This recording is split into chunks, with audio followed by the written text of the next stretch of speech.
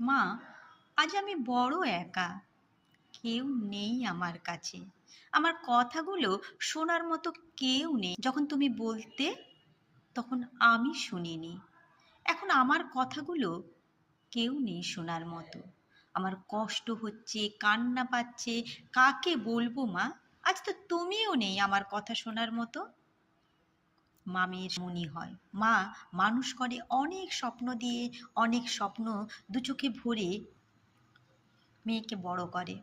নিজের যে শখগুলো, যে স্বপ্নগুলো, যে ইচ্ছেগুলো নিজে পূরণ করতে পারে না, সে ভাবে তার মেয়েকে দিয়ে নিজের সমস্ত ইচ্ছেগুলো পূরণ করবে।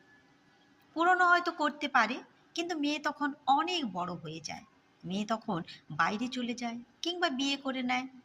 আর মেয়ে তখন বড় হয়ে একা হয়ে যায়।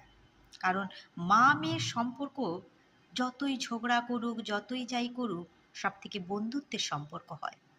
কারণ তার কষ্টের কথাগুলো শোনার মতো আর কেউ থাকে না, একমাত্র মা ছাড়া।